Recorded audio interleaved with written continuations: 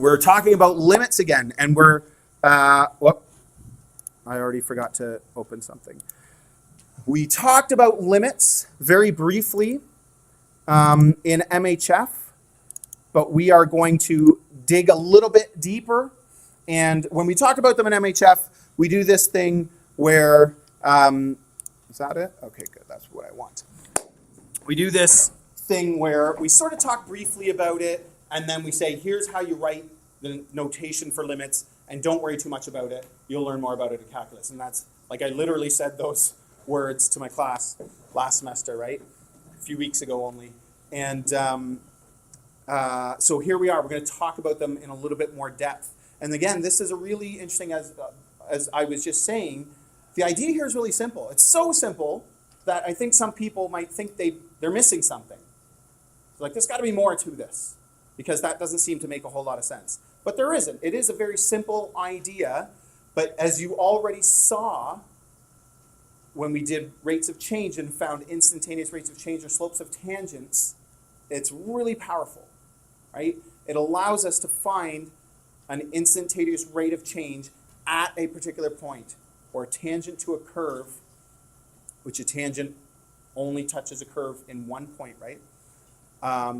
And whereas our old way of doing it, the grade 9 way, which was our average rates of change, didn't allow us to do that, because we got 0 over 0. And we're going to talk about that today. But that's not the only thing that limits do. So the idea of a limit itself, limits were developed as part of solving that problem, instantaneous rates of change and calculus in general. Limits were developed as a part of that, like historically. But they serve other purposes as well, and the idea in and of themselves is quite simple. Okay, so you should have this graph in front of you. Does everybody have it? I gave it to John when you walked in, right? Okay, so we're going to talk about this graph, all the examples. This graph we're going to call f at x. That's not maybe written on there. And the function f at x is that whole thing. It's made up of bits and pieces of different actual functions that we can write equations of. But the function f at x is all of those. So all of that green part is the function f at x. This is actually a new idea. It's called a piecewise function. Okay? And in fact, going back to grade 9, and even probably in elementary school you did this, but you do area and perimeter and volume and that kind of stuff. Haven't done that in a long time, right? So in grade 9, we do area, and if you have a shape that doesn't have a name, we call it an irregular figure. And how do we find the area? By breaking it down into shapes that we know.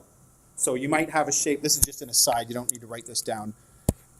You might have a shape, this is a common one, kind of looks like an L or something like that, but it's made up of 2 rectangles, right? So I can come up with the name of the 2 shapes. I find the area of each of those rectangles, I add them together. No big deal. Well, a piecewise function is often very similar. I can figure out what all the different functions in there are, and actually I have the equation of it later on, and we'll look at it just for interest's sake, but the whole thing's called a piecewise function, and it looks to me like it's got a parabola here, a straight line there, a parabola here, and another parabola here. So there's like 4 functions, and we could find the equations of each of those. But the entire function, we just write it a special way, where it literally is all the equations of the individual functions written out, right? So it has its own, this function f at x, this piecewise function, has its own equation, but it's just all the equations for all of them right now. Okay, so when we talk about f at x, we're talking about the entire function. Okay, now, definition of a limit.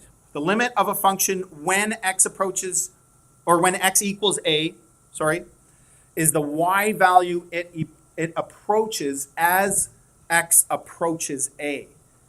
So that's just a formal definition. Sometimes those things seem very wordy and not very useful until we think about it, explain it, talk about it a little bit. then it might be interesting to go back and reread that definition again. I would encourage you to do that. So we talk about limits of functions at particular points. And usually when we're locating a point on a function, almost always, or any part of a function, we talk about x's, right? So remember talking about like when a function is increasing or decreasing, we're always talking about the x, the domain where it's doing that, right? So we're often talking about x's. So we talk about the limit of a function at some particular x value. A function may or may not have a limit at any particular point. So it might have a limit, but it might not. We're going to talk about how we know when we have a limit or when we don't. And it may or may not have a limit at all points. A lot of general functions that you've explored over the last 4 years have limits at all points, but some of them don't. Mostly some of the ones we've started to explore in grade 11 and grade 12 don't have a limit everywhere, but they would have limits in a lot of other places. Okay, so keeping all that in mind, we're going to use the graph on the right to answer each of the following. So first of all, we have to understand what this is saying. It's saying the limit, lim, right? We just shorten it, but this is a notational thing. So this is the first part of the notation, and you recognize this from functions. The limit as x approaches -6, okay? And this means from the left,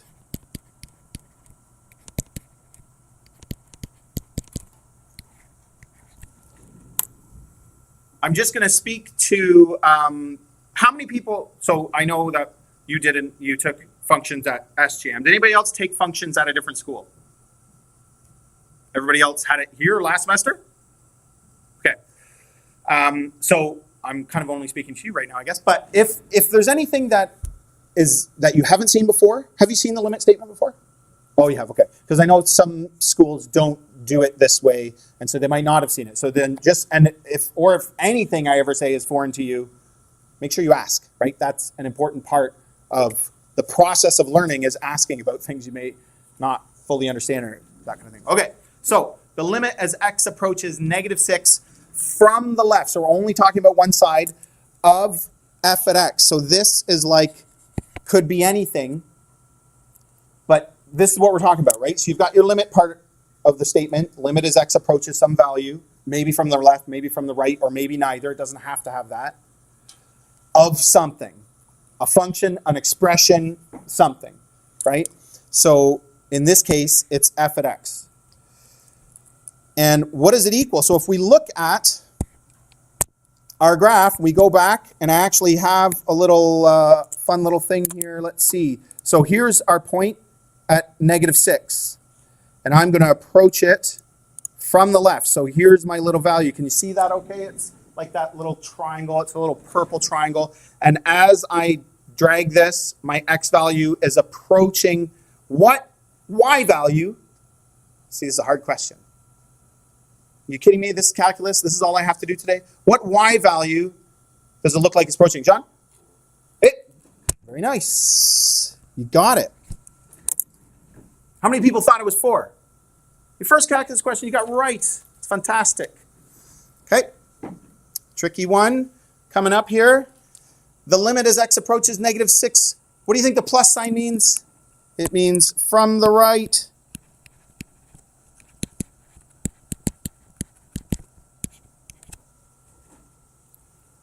Of our function f at x, what do you think that equals? Let me go back to my diagram. Get rid of that. Get rid of this. And I'm going to approach it now from the right. What is it approaching? Too easy, nobody wants to answer right now. Emma? Still 4, very nice. So that little demonstration is literally what you should be thinking when you're thinking about a limit. I'm approaching an x value. So I'm moving along the function, like I could trace it with my finger. As I'm moving along the function and I'm approaching this x value on that function, what y value is the function approaching? That's what a limit is asking. It's that simple. Does that make sense?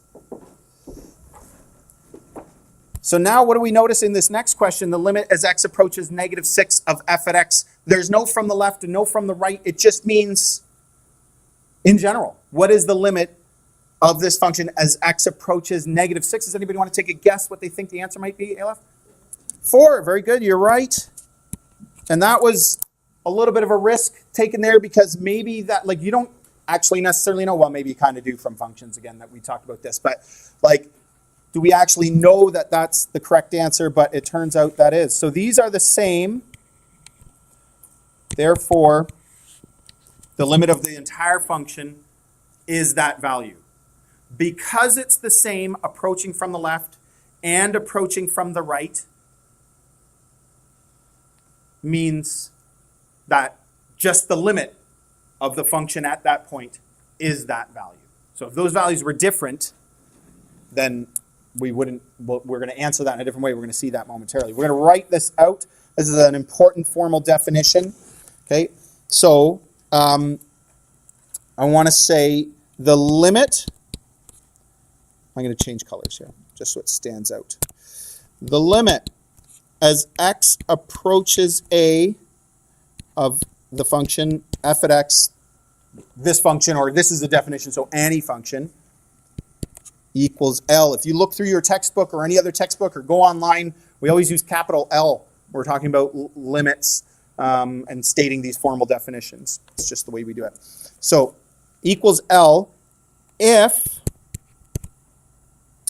the limit as x approaches a from the left of f at x equals L, which equals the limit as x approaches a from the right of f at x.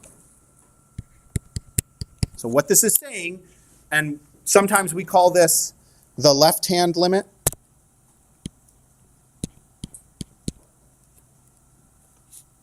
and the right-hand limit.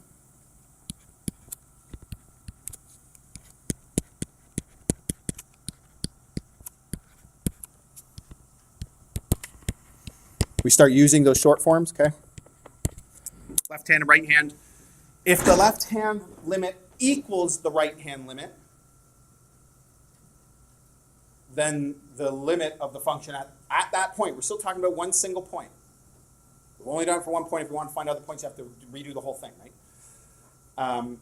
If they equal the same value, then the limit of the function at that point equals that value. So capital L in this case, but equals that same value. Does that make sense? So this is a very important formal definition. So important, I'm going to put a box around it.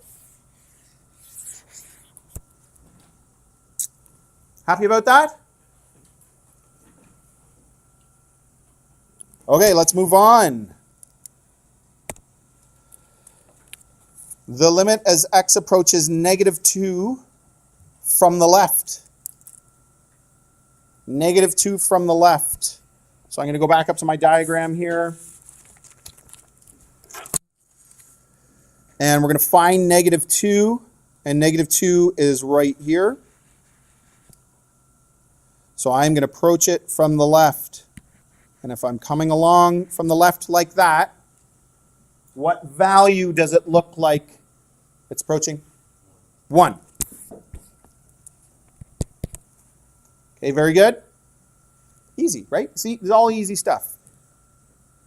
The limit as x approaches negative 2 from the right of our function. So let's go back up and take a look.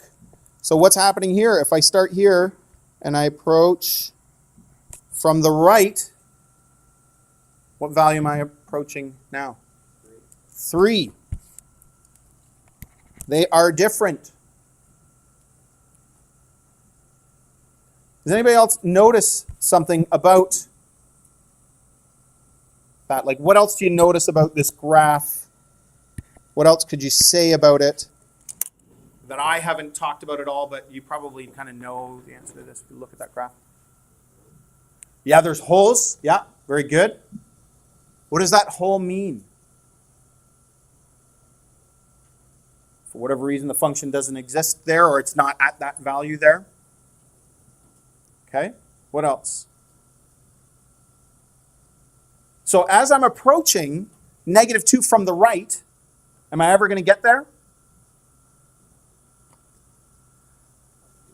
The function at negative 2 exists here. It doesn't exist there, right? That's what the circled in dot means. The empty circle, the white circle, means does not include that point. But that's what a limit is talking about. It's not talking about what is the value of the function at that point. It's not talking about that. It's saying what is the function approaching. And if you think back to MHF, that's why it was so useful. Because the function we were talking about didn't exist at that point. It had 0 over 0, right? It had a hole there because of the average rate of change formula that we talked about, we built over the course of that unit. So what we did was, let's just think about what's the function acting like. I know at that point something nasty's happening. What's it like as it gets closer and closer and closer and closer and closer? Okay? So that's what we're talking about. Okay, so then what's this question F asking? It's saying the limit as x approaches -2. So what do we say? We say it does not exist. And we shorten that to DNE, does not exist. And that's because that definition that we just wrote down, okay, I'm going to write it down anyway, but because the limit as x approaches -2 from the left of f of x does not equal the limit as x approaches -2 from the right of our function. Okay? So we had a left-hand limit, that was fine. We have a right-hand limit, that was also fine, but we don't have a limit at that point for that function overall. Does that make sense? Again, that's a big idea. And then here, like we were just talking about, what is f at -2? What's actually the value? Jason? It's 1. So it happened to be one of those two and not the other.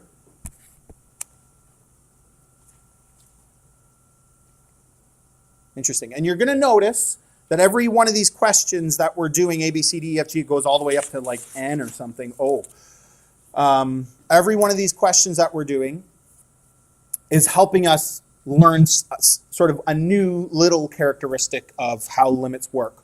And when you put them all together, then that's, if you understand them all and you can kind of remember them all, then you've got a pretty good sense of just limits in general. We haven't actually started to do anything with limits. We're just talking about limits. Does that make sense? Any questions? You all good?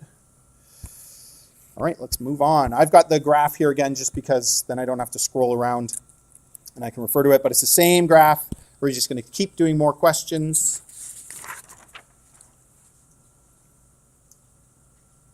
The limit as x approaches 1 from the left. Let's use our fancy doohickey here again. So I'm going to go to +1. Oops. Okay, and I'm going to go from the left. So I'm approaching from the left. What value am I approaching? Looks like somebody else. Andrew, what do you think? Does look like 6 to me. Very nice. See, some people might have said 4. Maybe you didn't even notice, but there's a little dot there at 4. So the function, our big function f of x, is this curve leading up to where x equals 1. And after x equals 1, it's that other curve. But at x equals 1, it's that point. That's what that point means, not just like a blot from the photocopier or anything. It's actually a point. And it means the function actually exists. Why does it? I don't know, because we made this up so we could talk about limits, right? We just made this up. But it exists at that point. So some people might think it's approaching 4 because I know at x equals 1, the function is going to be 4. Like some people might say that, but no. What does a function look like it's approaching? Forget about what it actually is at that point. What is it approaching? So very good, Andrew. 6. So the limit as x approaches 1 from the right. Let's go back over here. So now we're going to go from the right. And again, it looks like... Again, what do you think? Very good.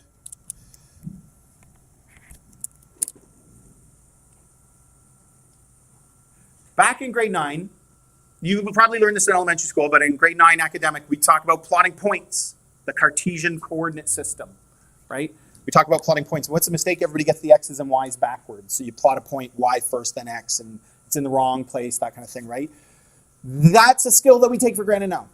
You know where y is, you know where x is. Like, that's so easy that I hope, and I don't mean to insult somebody if you have a hard time reading graphs, but nobody in this room is going to make that mistake. Now, you might make a mistake in the limit definition stuff, but if I plot at any point, you can figure out what that point is with a lot of confidence. Those are the kinds of things that I was talking about before. Like, we take that skill for granted, but that was something that you had to learn at one point and probably made mistakes doing. Probably everybody in here made one mistake doing that at some point, right? But now we take it for granted. Okay, so the limit as x approaches 1 of f at x overall. So here's where, let's see, whoops, got to go back here. As I'm approaching from the left and from the right, are they approaching the same value? Yes. So the limit is 6. The limit as x approaches 1 of f at x equals 6 because it was the same from the left and from the right. I'm just going to go back here and do this little demonstration. What was it, -2 that we were at before? So if I go to -2 and I look at both, I mean, I know this is obvious, but they're not approaching the same value, right? They're approaching different values.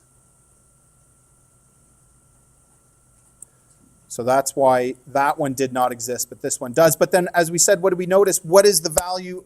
What is f at 1? What is that actual value? I already said what it is. It's 4 because of this little point right here. So interestingly, this is all fine. The function can have a value that's different from both the left-hand limit and the right-hand limit and the overall limit.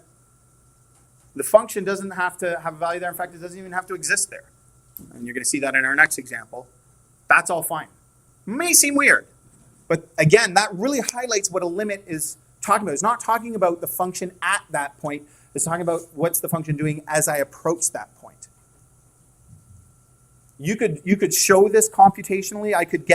We kind of actually did that once in functions where we took points that were like x values that were getting closer and closer and closer. So I would pick x values that are getting closer and closer and closer to 1 and see what the y values I get. And I would see that I would get like 5.5, 5.9, 5.99, 5.999. Like I would get these values get closer and closer and closer to 6. Right? So you could do it that way as well. But the visual is a really nice way of doing it. Okay, limit as x approaches 4. I think this is the last round of questions. 4, so where's 4? Here's 4. So the left-hand limit as x approaches 4 from the left. Does anybody want to help me out, Mason? What do you think? You've got it on your sheet? Yeah, it is hard on there. That's why I thought having the picture. Yes, sir. I think so. And the limit as x approaches 4 from the right is also 9. And so because they're the same, the limit as x approaches 4 is 9. But what is the value of the function at 4? So this one's different where if I look at that open circle, means the function doesn't exist at that point, but it exists everywhere leading up to it. In fact, something that you might talk about more, we'll talk about it a little bit, but if you ever took this kind of stuff in university, you'd start to explore this idea that like the closer you get, your x is closer to 1 in this case, the closer your y's. Your y's will always be getting closer and closer to 6. They can't stop getting closer. They can't get really close and then stop.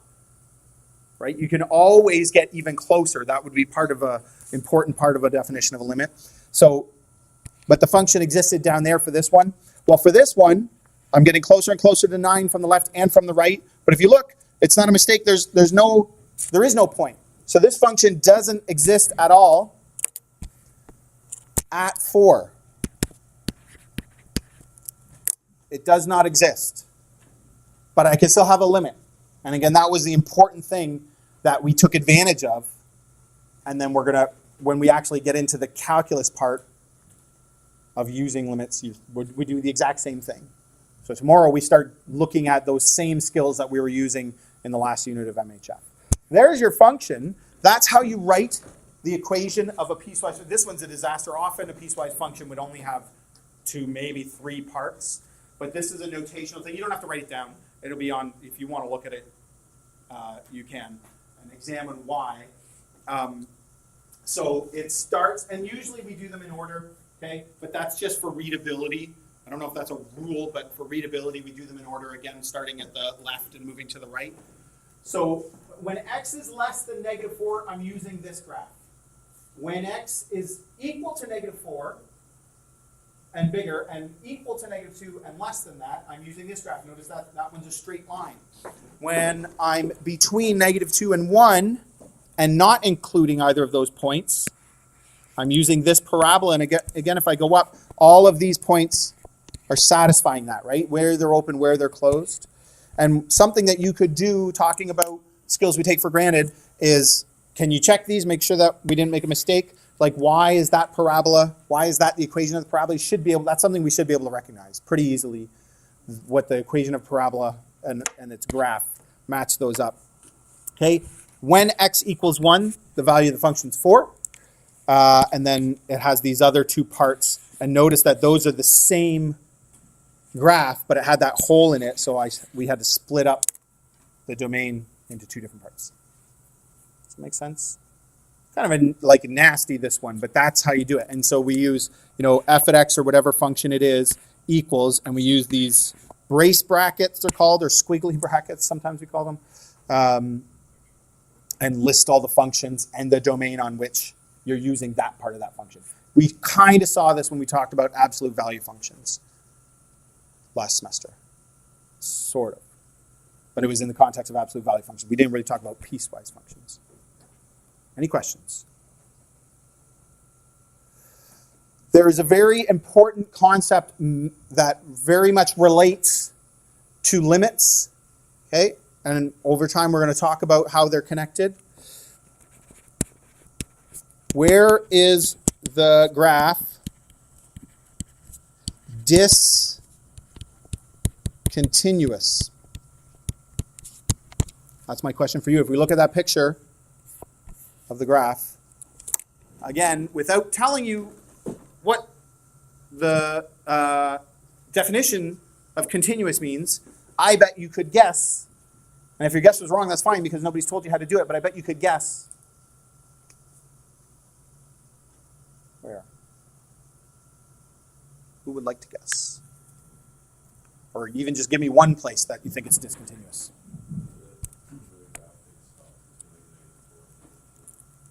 So tell me, so -4, you said -4 and -2.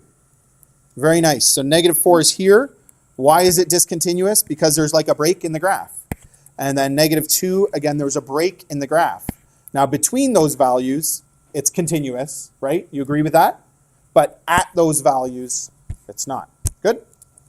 So when x equals, and again, we usually talk about x when we're talking about positions of a graph because that's the input variable, right? That's what we're putting in. So we usually talk about the x values.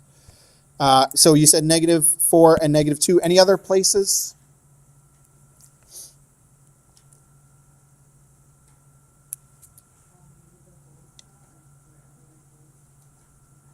Where would those holes be? What do you think?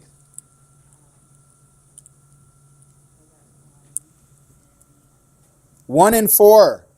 Yes, that's what I would agree are the other 2 points. Very good.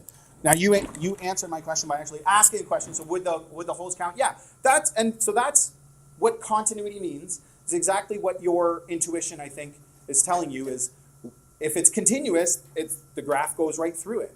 If it's not continuous, something happens. Even if it's just doesn't exist for a point. Okay. So at 1, again, like we talked about, it's coming up. It jumps down to a point, and then it continues on the same path it was on before.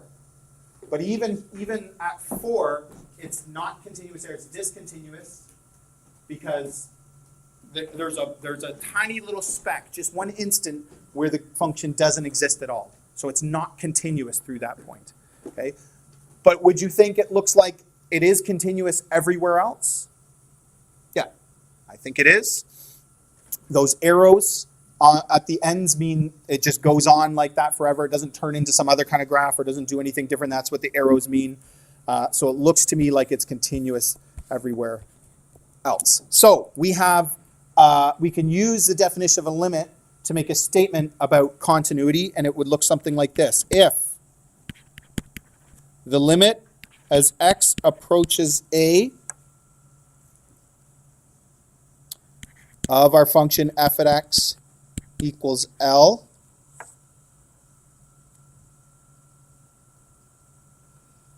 and all of that equals f at a, so and f at a also equals that same value. And if you are ever getting caught up in the formal jargon and the function notation, it's important to be able to read definitions like this, but go back to the examples we looked at. Some of them, the limit was one value, but the function had a different value at that point, right? And then sometimes it was the same. So that's what we're talking about here. So if the limit of the function equals L, and the function at that same value, so a, right, here is what we're talking about, also equals L, then the function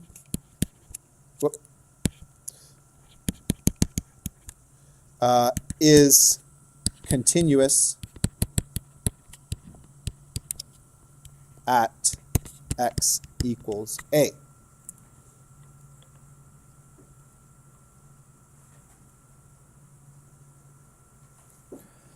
And again, in a textbook, you'd often see this shortened just to say f at a equals L, which equals the limit as x. You don't have to rewrite this per se of f at x. Any questions? Still got 10 minutes. We're going to keep trucking along.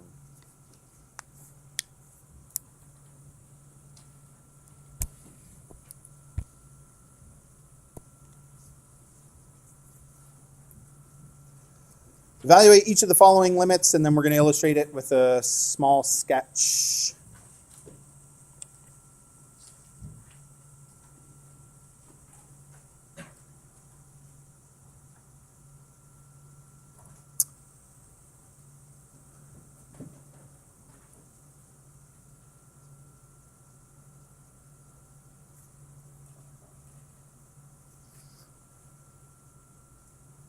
So this is where our understanding of functions is going to be very important.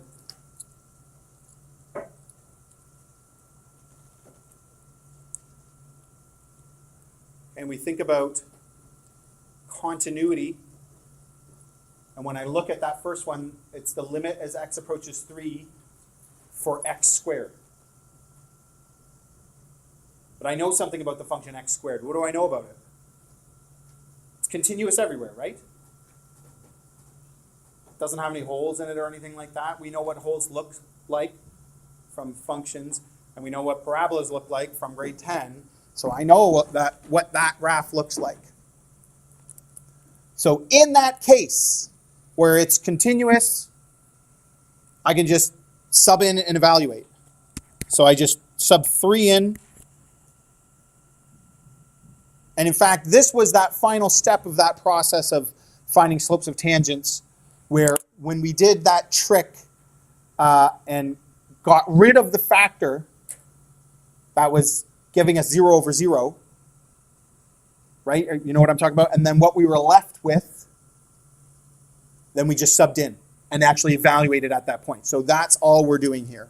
So this one's obviously 9. And what would this look like? It would look like this. So there's my parabola, right? It's just x squared, so its vertex is at the origin.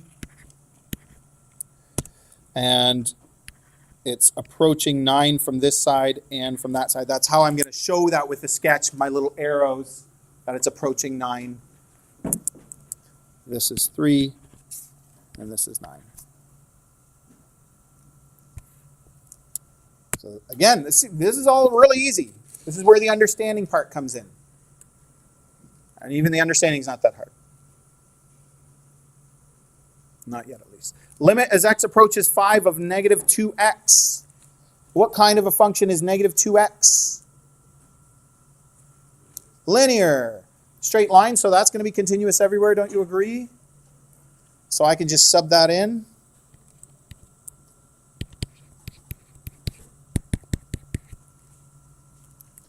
And again, if we can't draw a straight line, we're going to be in trouble, but negative 2x goes through the origin and has a slope of negative 2, so it should be sloping that way. And at 5, I'm way down here at negative 10 as I approach from this way and as I approach from that way. 5, negative 10. And then finally, what's this last one? This one's kind of weird. The limit as x approaches 2 of 10. What does that even mean? If I think of, Mason, what do you think? I wonder. That's a good answer. How can we figure this out, though? Because what does it even mean? Because there's nothing to sub into is probably what you're thinking. What does it even mean? So this is where our understanding of functions can help. If I thought of, if I was thinking of this, this as a function and this as a function, what's a function like y equals that thing or f at x equals that thing? What if I said y equals 10? What would that be? Your left? A horizontal line. So maybe this time we should draw it first. And it would be a horizontal line through 10. And if I use that to think, when x is 2, what's the value of the function? 10. It's 10. So even though it doesn't have an x, and this is very strange to think about it this way, even though it doesn't have an x, we could still think about that value at all values of x. It's always 10. It just equals 10 no matter what. The inputs are relevant, in other words. So this is just 10.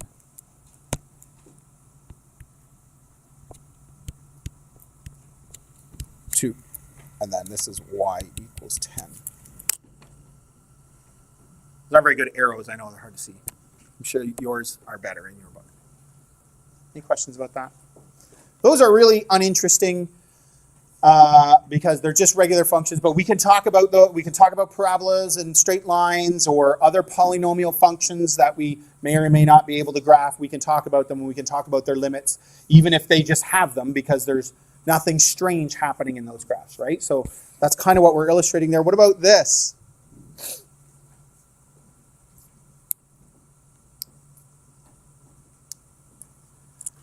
If I sub in to evaluate, what do I get? I get 5 over 2 minus 2, which is 5 over 0.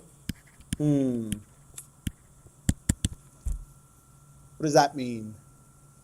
The function doesn't exist there. That's undefined. What's happening in the graph there? Who remembers from?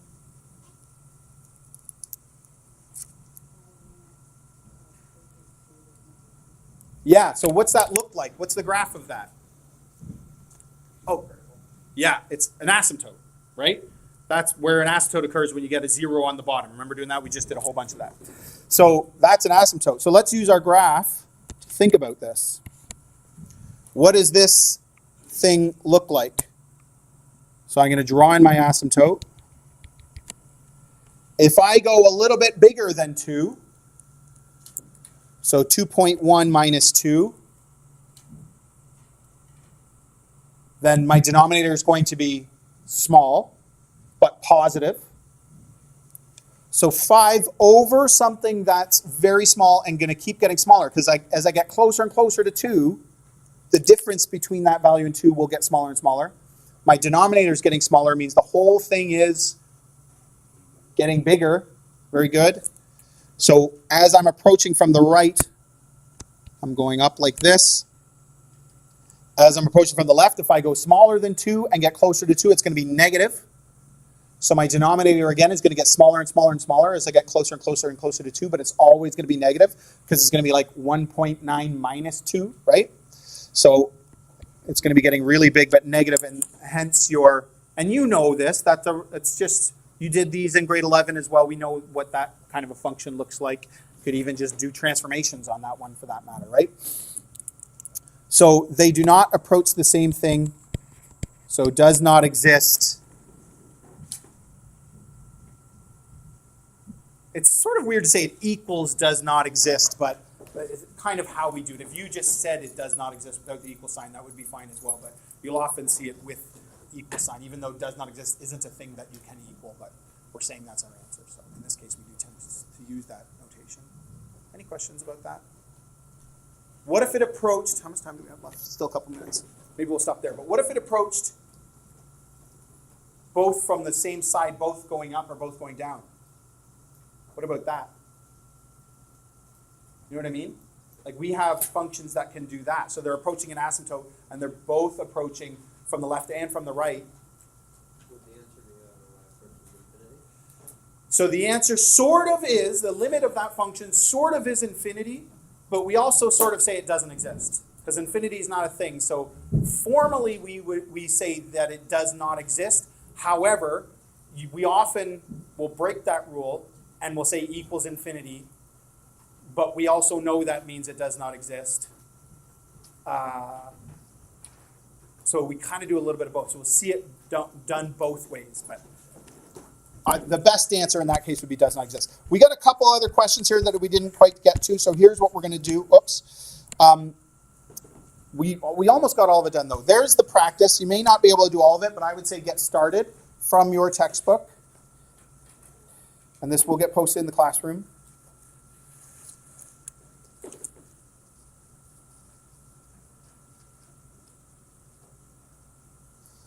And then the last thing I just want to say, so I'm going to move this and I'll put it back up in a moment, is we were going to do one of these together, and then I was going to let you try the other two. One of them doesn't even have to do with limits. It's just an interesting question about functions and their properties in general. So B doesn't have anything to do with limits, you notice, but it does talk about continuity. And then the other two talk about limits. Try to draw those graphs yourself. I'll challenge you to try. They might be kind of tricky, and if you get it wrong, that's fine. And we're going to at least do the first one together. We'll do that tomorrow. But I would challenge you to try it. If you are aiming for I'm going to stop there. Stop the video there.